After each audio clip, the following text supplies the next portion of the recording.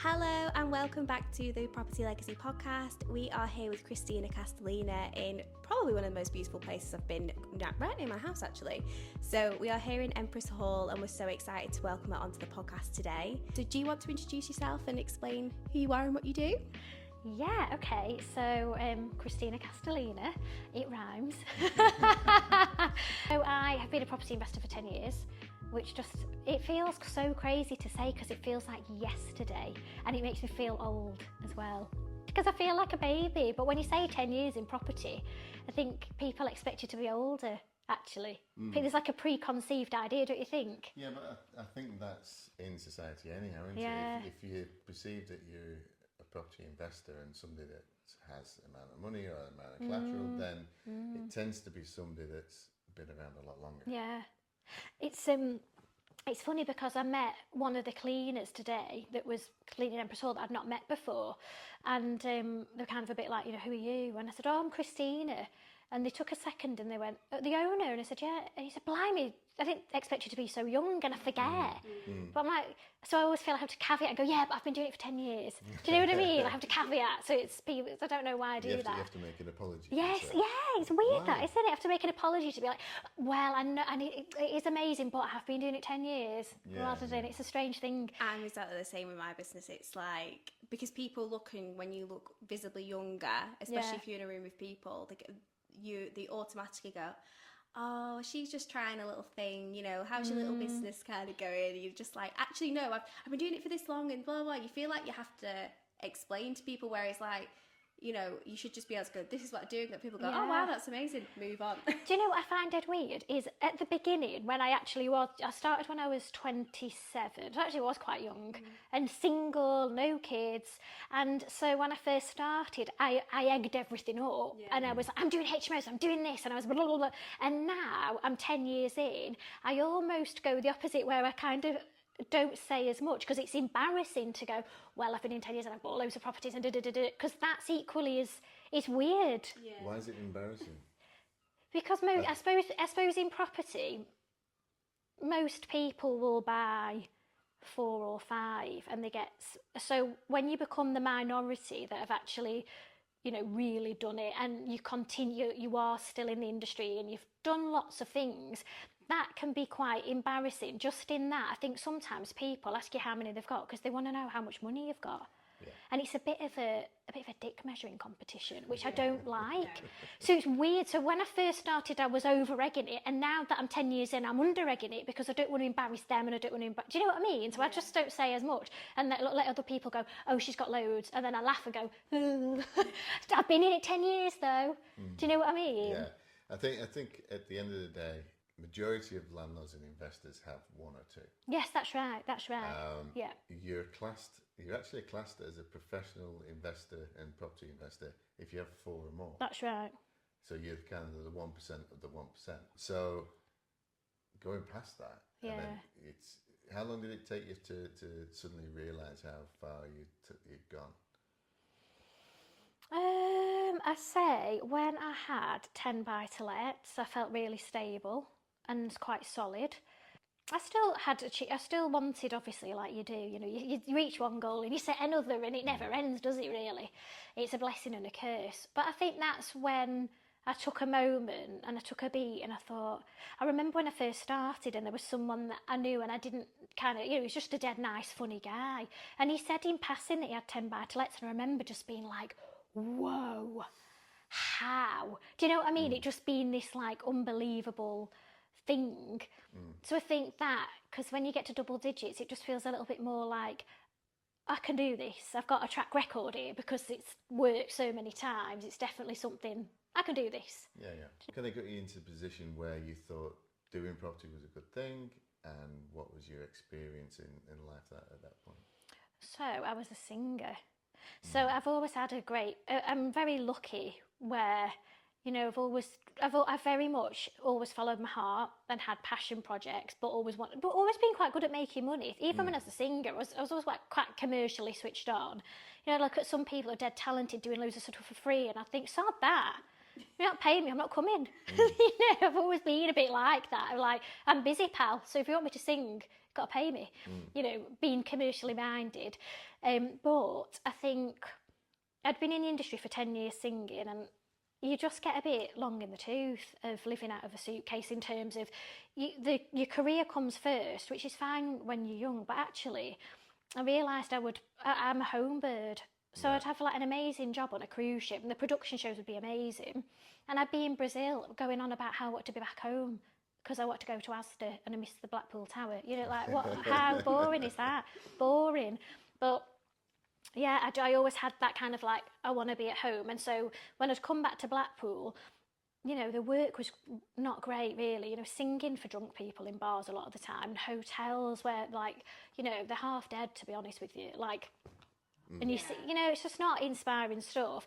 I would sing at Viva, which was great, but it'd be like a couple of nights a week, and you know, and then you do panto, and I'd go away for panto, come back, and it's just like nothing changed. The money didn't change. I believe it has now, but when I was doing it, in fact, the money was getting worse. Right. They were putting the money down, which was like miserable, and also I just kept getting chest infections, which is really not great as a singer, is it? And you've got that fear of cancelling and annoying everyone, and the agent being annoyed, and then you also miss out on the money when you're self-employed. So I cottoned on, you know, this isn't going to be something I'm going to want to do in my 40s, especially when I've got kids. I'm not going to want to do it. And then it kind of coincided with me doing some network marketing, which was like 15 years ago, before network marketing was so accessible almost. It was before Instagram and all that kind of stuff. It was very much frowned upon and people called it a pyramid scheme and lots of negativity. So I'd kind of built myself I'd become a bit harder skinned, and I'd started to dream and read, you know, like Miracle Morning and like all these books that just change your mindset. So I was just hungry, and I went to a free property seminar. Didn't know it was a property seminar. It was Rich Dad Poor Dad. And then they just started talking about money in, money out deals, and just, you know, how you can use other people's money. And I was hooked. And I didn't overthink it at all. I just like had this feeling of, this solves my problem. I'd love to own some property. That sounds sexy. I didn't think any more of it, and was like, I'm going to do that. That's it. Cool. Yeah. And so you did. And so I did. And do you think there's been like a pressure? I mean, we were talking about already like age and stuff. Do you think there's a pressure being a woman in that world? Because I do feel like it's getting better over the last few years. Like there are a lot more women in rooms of men, but I do think as well, like, especially when you bring in age and you bring in gender into it, it can sometimes be, you know, you're a minority in a room of people. So how have you found that on your journey? So still very much a minority. Yeah. 100%. There's no, and it's not getting that much better, really. I don't think it's got better since it's the same, really, of even, you know, couples. There'll be couples, but there's very few women on their own doing it. It is mainly couples and men, really. But it's never bothered me, and I've quite enjoyed the fact that I've been the minority, because I've used it to my advantage 100%, and I've never thought, well, I'm going to butch up, and I've just thought, oh, this is great because it makes me stand out, so I'll be a bit more memorable than all these stinky men. Yeah. You know what I mean? It's that authenticity, isn't it, as well? And we went to an event, and obviously I didn't know much about property, but there was certain things that I knew about projects we were doing at the time. And I was talking to these men, and they were just looking straight through me, and I knew they weren't listening to anything that I was saying, or like they didn't care for it, because I was noticeably as well, I was the youngest woman in the room. You're the youngest by far. I was the youngest by about 20 years as well. Yeah. And they were just like, I just felt this ignorance from them. But I was like, I'm going to carry on talking. I'm going to finish saying what I was saying. Yeah. I'm going to carry on telling you, because you've asked a question, but you don't actually want to hear the answer. Yes. Yeah. But then I saw them like 20 minutes later having the exact same conversation with my dad, and they were like, oh my God, that's absolutely incredible, blah, blah, blah. And I was just stood there like, we've had that conversation. You chose not to listen, but obviously because it's from him. But I think that's one of the reasons as well why, when we kind of started doing this together, I said to him, do you want to be the only person on camera? Because if you are the only person on camera representing your business, that's absolutely fine. I was like, but if it's a family business, you probably do better having more of us on camera, and, you know, introducing other aspects and other people, because you're not just representing the obvious, what Yes. people expect. Yeah. Man in suit buys houses, has money, brags Yes. about it, kind of thing. Yeah. So it's finding that unique kind of like your USP basically. So yeah. And also, I don't know as well whether, because I've been in it for so long and I've got the book out and and some places I go, people already kind of know who I am, and whether they treat me a little bit more, you know, they assume that you knew and that you don't know anything. And I'm quite happy for them to think that and to underestimate me, really, because I just think that's a shame. I think at the end, if everybody underestimates you, you've got the power in the room anyhow, and you can do more with it. I'm a little bit different. I'm the only man within a big family. All the girls, so we've got 5 daughters, we've got a wife, so we've always been the odd one out. But out there, it's very man orientated, and it's ridiculous, really, because it shouldn't make any difference whatsoever. I always find it's really good to get everybody involved and pushing forwards. But I tend to find now when we go to big events, there's a lot more women are now going in things like that. They are in the majority, to be honest. Yeah, oh nice. So it's getting more and more that even our Manchester group is getting to the point that there was about a half and half last time. That's lovely. So it's coming on really leaps and bounds that way. So that's really good.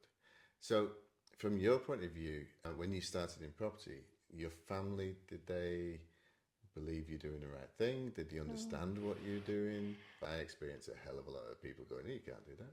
Yeah, I think everyone said I couldn't do it, really.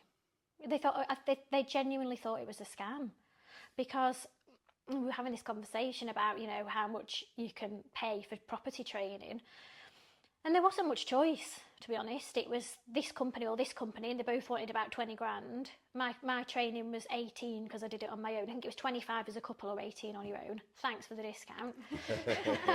Huge discount. That's kind. Yeah, and you know, I think they used a lot of like NLP sales and stuff. So I was like, take my money. Spent my life savings, and when I came back to Blackpool and said to my mum and dad, I've signed up for some property training, then they probably expected me to say for £1,000, and I said, and it's £18,000. They were like, what are you talking about? Who is this company? Not only that, the company had really bad reviews, so they didn't even help themselves. So when they're researching the company, loads of people are saying scam, doesn't work, take your money, and you know, you get nothing. So I was really wobbling as to whether or not to even cancel. I just had a feeling, really, and there must have been an element of trust. And also I just kind of looked at my life and I thought, if I cancel this, I'm just back to square one, and I just would rather risk it and dream a little than not, and put an end to it, and then just have this, what I'm doing now. Yeah, it's when you because we're obviously talking about Miracle Morning and doing self-help books and things like that, you have to take that leap of faith. You've got to take a leap, yeah. It doesn't matter what course you go on, whether it's £50 course or £3,000 course. If you don't act on it, nothing will happen.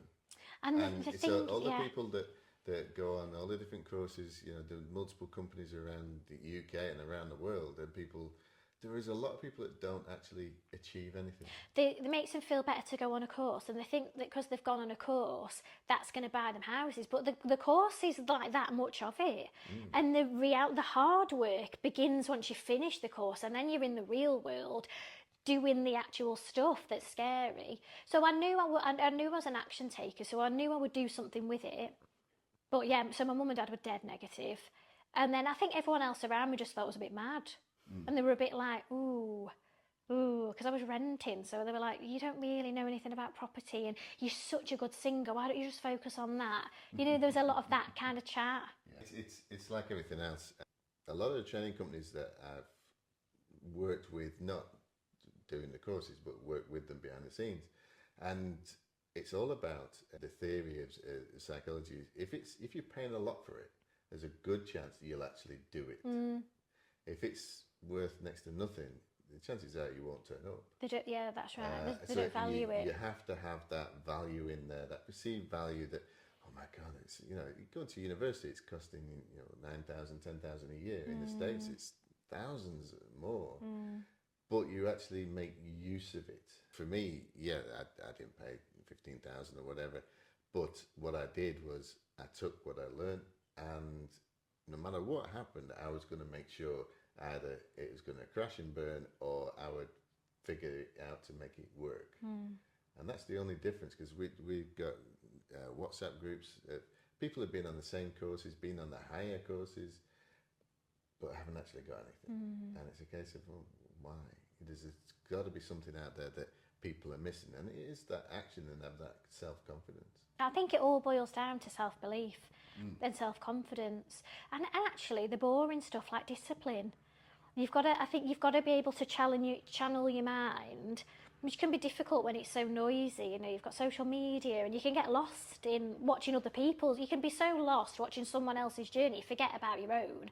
And I think you've got to be able to switch all of that off and go, and be able to prioritise the jobs that are going to make you money, and they're going to actually, you know, move the needle and actually make a difference. Because people can spend hours on Rightmove. Well, who cares unless you view the property? Yeah. You know, I've spent all day on Rightmove. So tell me the thing you've done that's going to move the needle. Yeah, the amount of people that I speak to, especially working in social media, and they're like, oh, I'll just see what everybody else is doing. And I'm like, you probably spend far too much time consuming rather than producing. Yeah. And it's something that you really have to rein in, and we all get it. Everyone gets imposter syndrome. Everyone gets, you know, the little mind monkeys. Yes. It's a thing, and we all process it. But it's being able to go, okay, quite clearly me consuming this today is not helpful for me. How actually could I spend another half an hour? Maybe let me put my phone in another room. Let me go and do something else. And it's that self-discipline to do that as well. And a lot of people, they do just go in a doom scroll, and it makes things worse. Yeah. I myself do it, and lots of other people do it. It's like, you've got 3 projects that you're working on, but you see something else, and then you start working on that. And I think the doom scroll massively adds to that as well, because you think, oh, they're doing this, so maybe I should do that. But it's like, well, actually, maybe I should finish the 40 other things that I've got on my list to do. Yes. It's really shiny. Yeah, new. it's shiny new, and there's so much potential. Yeah. But it's hard, isn't it? Because there's so much comparison. But I think that's where it comes with just being yourself and staying in your own lane. And, you know, 100 people can do a course, but it's who you are as a person, and how you actually take that on board and actually bring it into fruition in your life, definitely. And talking about the shiny penny thing, I've definitely got that, you know, that element to me to be shiny penny. And it's something that for the first couple of years I was shiny penny, and I was chasing anything and everything. I'd done the training, but I didn't have a mentor, so I still felt very much on my own, and I didn't have a sounding board, and I didn't really, so I was just looking at what other people, I'll do that. And it's only when I got a coach, and he just said, stop all of that and just do the one thing. What do you want to do? What's the one thing? And I was like, buy-to-lets. He was like, that's all you're going to do. You're just going to do buy-to-lets till you get to 10. Maybe the odd flip, but it's all the same. Cheap properties. You're not going to be flipping mansion houses, because that on its own is just a totally different skill set. Flip some terrace houses. It's all the same. But keep it just that, and then you know exactly what you're looking for. You're marketing for that. You can start sourcing buy-to-lets, because it's all the same thing. And it's when I got rid of the shiny penny and the comparison, and they're doing developments and they're doing a 30-bed HMO, and I just got rid of all of that, and I literally just did, I only look at this. It just, the momentum I gained was insane. It was just, it felt easy, apart from the mortgaging's never easy. I just dropped that in there. But it felt, the agents knew what I wanted. People were just bringing me deals because they knew that's what I would buy. And it just felt easy to do it. Yeah, and I bet it's so nice when the penny finally drops as well, because that can take a while. It's years. And it took years. When you're dreaming for things, like we've all been through it, and you're hoping you're gonna wake up tomorrow and that's how your life's gonna be. And it's like, no, you've got to learn so many things, and it's a long journey and a long process before you get there. But then looking back and seeing like what achievements you've had already is insane. Like in 10 years, you know, you're a young woman, you've got another 10 years, another 20 years, another 30 years doing this. So there's no limits to what you can achieve. Obviously as well, you've got your book, that was a bestseller. So tell us about your book. Yeah, so this is an example of shiny penny. So I did Empress Hall a couple of years ago, and it was like a real like dopamine hit. Which clearly I lack dopamine. I must do, because I chased the hit from buying houses. So I mean, talk about having to like get your hit somewhere. I have to buy a house to get a bit of a hit. which is ridiculous, isn't it? I don't smoke, don't really drink. And I did Empress Hall, and it was cracking. Loads of press. It was just such an exciting project that sailed me through, I'd say, a year, and then I won an award for it. It was just great. And then the next year, it was a bit of like, I don't know what I'm going to do now. And also, there was an element, everyone was like, you're going to buy another one? Well, no, because I need to see how it runs, actually. So there was an element of not knowing what to buy next, and I didn't want to underwhelm myself and go back to buy-to-let. So I was just a bit like, I don't really know what to do. And I thought, actually, I just want to be creative. And actually, I've got all these years of experience, and I've got so much experience in different strategies. Maybe I should just write a book as a female. Yeah. That's not posh. That hasn't come from money. That started with no money and has raised, all of this money to buy all the projects. And I'll just put my experience down and make it dead accessible. So that was the last year's project, was writing this book. So I think I started writing it in like the maybe April time, and then it came out in the September. So I just poured myself into it. I need a deadline, otherwise it won't get done. So just gave myself a deadline, poured myself into it. Came out in the September, and yeah, it just went mental. It went crazy. And yeah, the feedback has been, people say that it's a book that makes them feel like they can actually do it, rather than a book that makes the author sound really clever.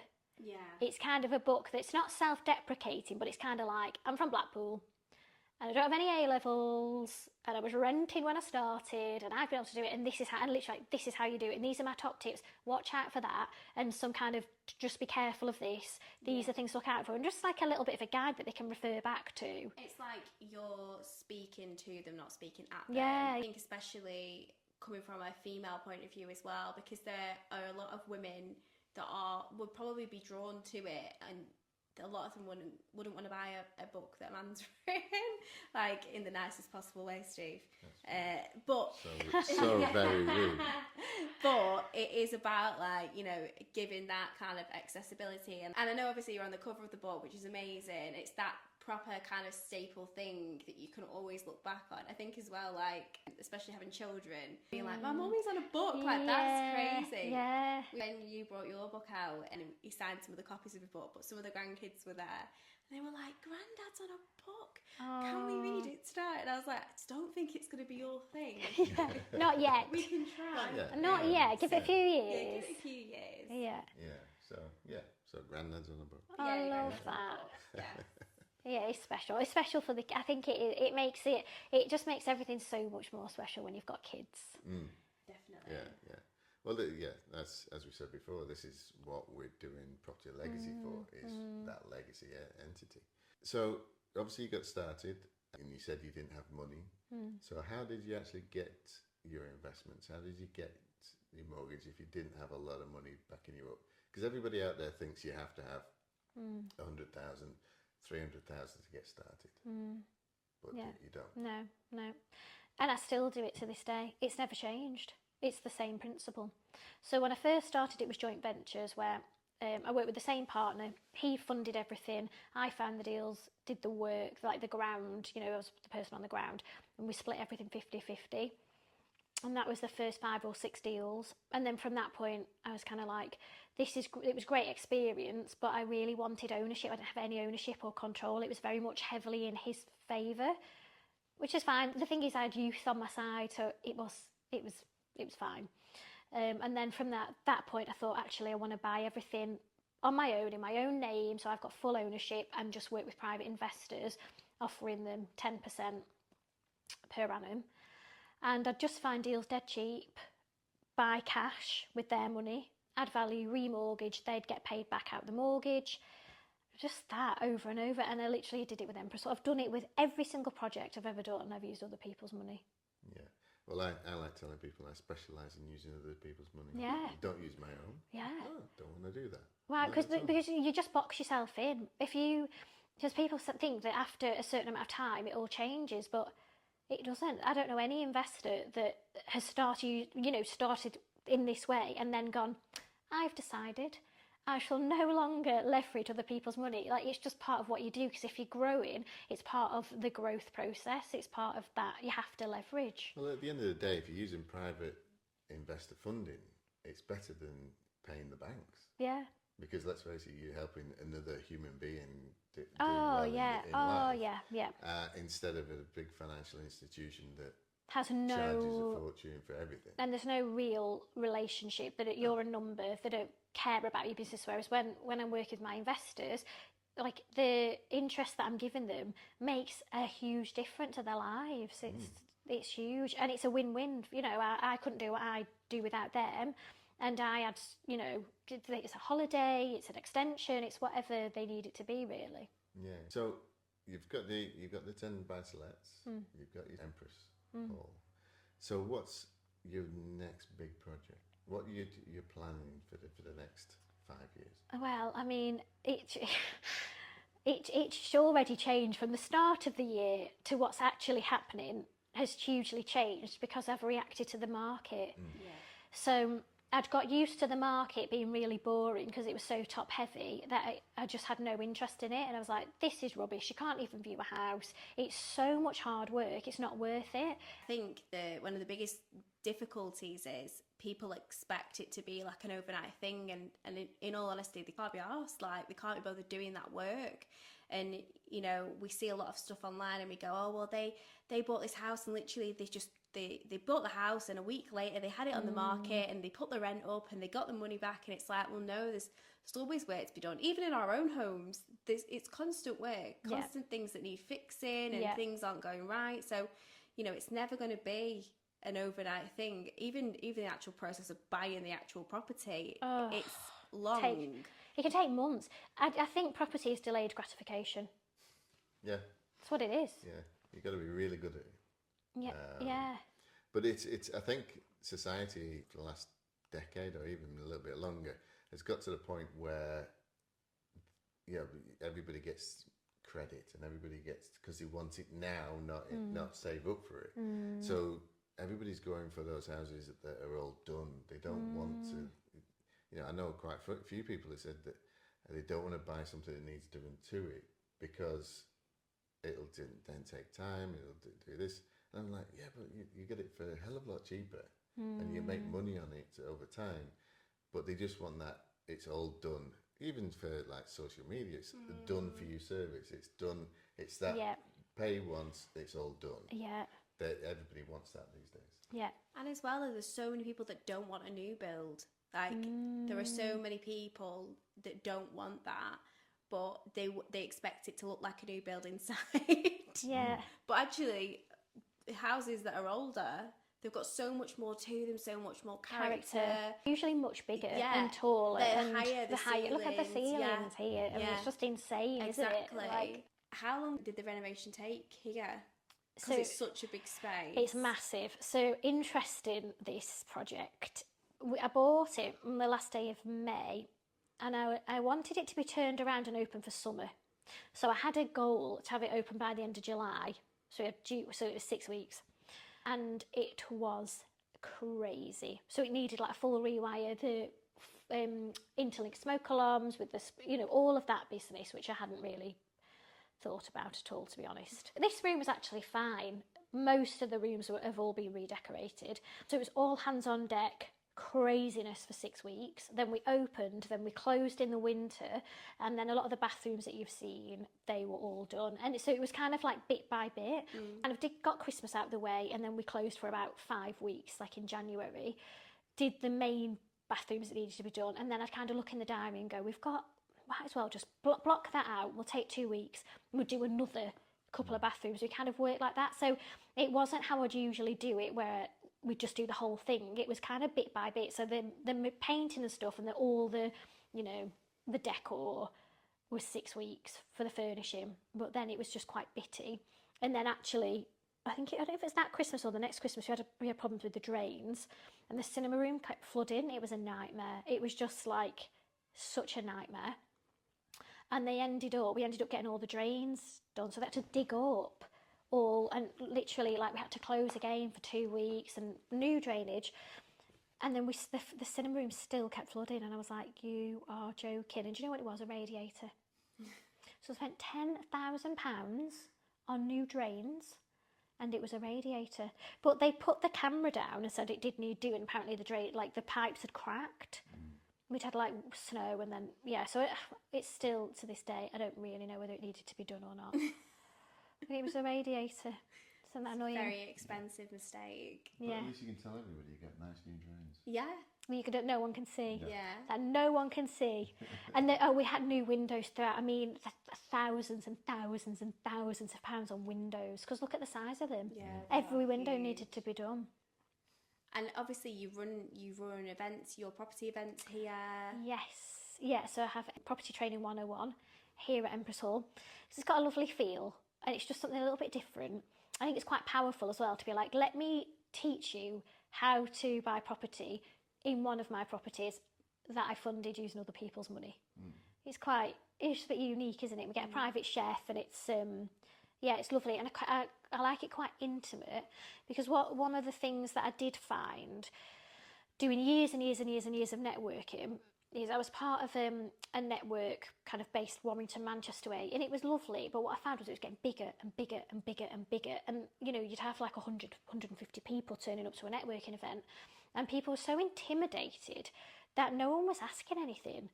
Like when there's a bit, everyone's too scared. I wouldn't want to, because I don't want to say anything in front of 150 people, because it just feels a bit. So I wanted to go the opposite way with mine, charge a little bit more, but cap numbers and keep it really small and intimate, so people could have those more intimate conversations and just feel a little bit more comfortable, rather than just being one of 100. Yeah. Just so it's quite a unique kind of thing, really. Yeah. Unfortunately, there's a lot of people just want to make as much money out of it as possible. Yeah, and just keep keep churning the numbers. Yeah, like how many can we fit in the room? Let's get a bigger room. Yeah. Let's get bigger. Let's just have a stadium of them. This is it. And at the end of the day, everybody's financial background is different. Everybody's the way your limiting beliefs are different. You've all got to kind of come at this from a different angle, even though it's the same course, but you've got different nuances for everybody, and you have to make sure that you check that it will work for your particular circumstances and all that kind of stuff. So you don't need it to be 300 people in a room. That's right. You need it to be 20, 40 maximum, really, to get a good, nice group around the table. Yeah. And actually share ideas, because everybody has got different experiences. And even if they're brand new to this, it doesn't mean they don't know anything about anything else. And you get to pick up all kinds of ideas. And a lot of our content comes with people saying, oh, yeah, well, we've done this in the past, we've done that in the past. Well, that's a good idea, we could do that. You're creating that experience for them as well. Like, how many beige rooms have we sat in with 100 people and not really been listening, and there's been a presentation, I've just read everything on the board and not listened. And you leave with a bit of a headache. I always leave with a headache. Yeah. In those conference rooms, I always leave with just feeling a bit like, so I feel like having a venue that's so unique to you and your journey and your experience, I think that really adds to it, and providing a meal for them with a chef, and it just makes it more special, and it's something that people would rather invest in, to actually have that experience and make those connections in a smaller group as well. I think it's definitely way more like worthwhile, and obviously you've got it and you can continue to grow that as well, which is so exciting. Yeah, it's one of those things as well. What I always find is with it, like we were talking about this, why don't you do that? And there's always, why don't you do this? And it's there's so much I can do with it if I could focus on it and not keep buying houses. And that's the problem, isn't it? Because I love buying property. It's my bread and butter. That's what I enjoy most. So I always outsource everything to managing agents to let them do what they're good at. I'm good at finding deals and raising money. My builders are good at building. The managing agents are good at that, and I respect that, and I am great because I just totally leave them to it. But yeah, there's so much I could do with it, and it's great that I'm going to have, and the kids love it here as well, so we come on little holidays, and the kids, and we have like Christmas, not Christmas Day, but the family come together. Alex is one of 3, and they've got 2 kids each, so there's a big gang. There was 14 of us, and Dan, the private chef, will come and do Christmas dinner, and it's creating all these like amazing memories in this. It is special, really. Yeah, I think it's nice that you live far enough away from Blackpool that you can still come to Blackpool and it be an event. Yeah. I think when you live in the Blackpool area and you hear all the time, you don't go to the beach all the time. You don't go for a walk down the prom. You don't go and see things like we had the Red Arrows. Unless you actually take time to enjoy where you live.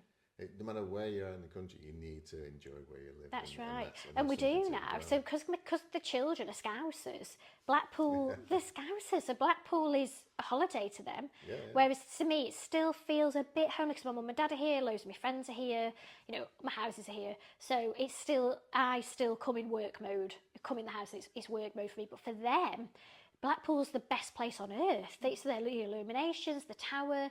We got one of those pass, you know, pick and mix passes with Merlin. We had the time of our lives. For 2 days, we were like in and out. We went to the circus. We did all of their tourist things, and it was amazing. It really was. And I said to my husband, I was like, we've still got to do the pleasure beach. We've still got to do the sandcastle. You know, there's all these amazing things that we can do and really enjoy Blackpool, which I wouldn't have done if I was living here. Probably, I don't know, I just wouldn't have bothered. Yeah. It seems to be, wherever I go, everybody says, Blackpool is the greatest place to be. Yeah, it is, but I think it is if you live away. Yeah.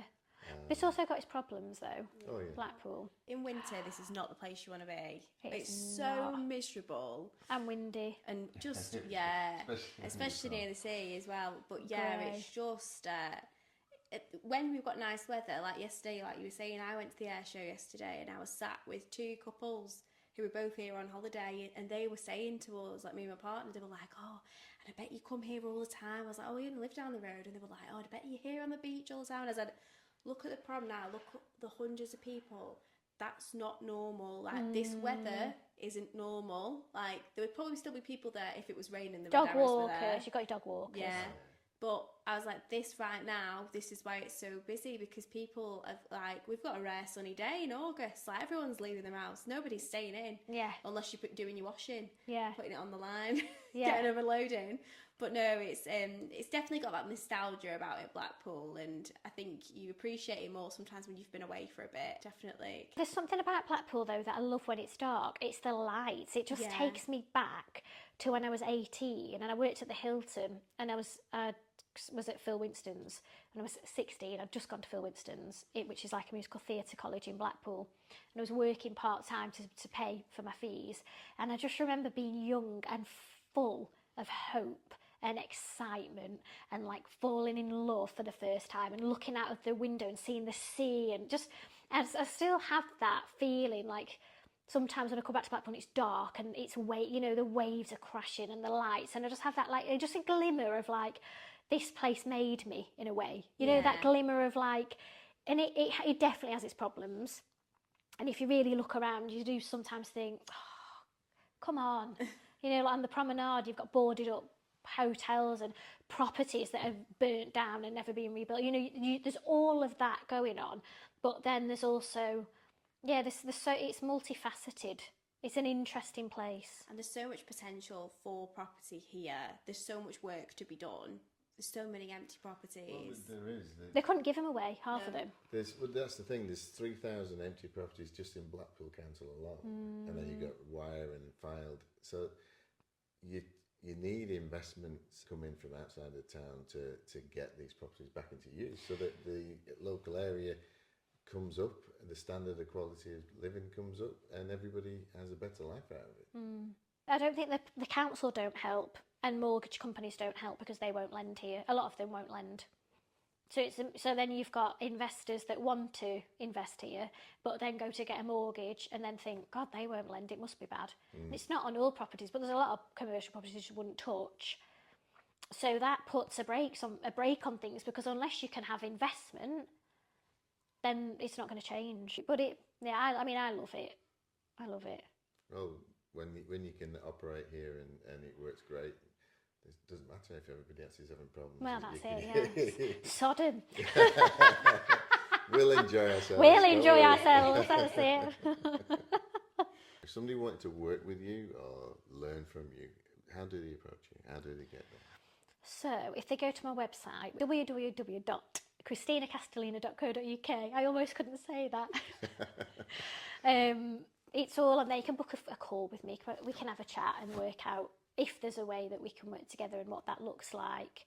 Or on social media, I'm quite active on Instagram, so you can kind of get a feel for what's going on. I'm mainly posting about property projects really, but if I've got a course coming up, I'll put it on there. But generally it's on my website. They can see how to work with me, yeah. Excellent. So that's the end of today's episode. The Property Legacy podcast will bring you another episode in another couple of weeks. To support Property Legacy, you can find us on Instagram, Facebook, TikTok, LinkedIn, and we've got a brand new website. You can go on there and find out more about your hosts, how to get involved with the podcast, and any future events that we may be involved in as well. You can find us on YouTube, Spotify, and Apple Podcast. Please like, subscribe, and give us some reviews and feedback on what you want to see on future episodes. Thank you so much for supporting us, and we'll see you on the next one. Bye. Bye.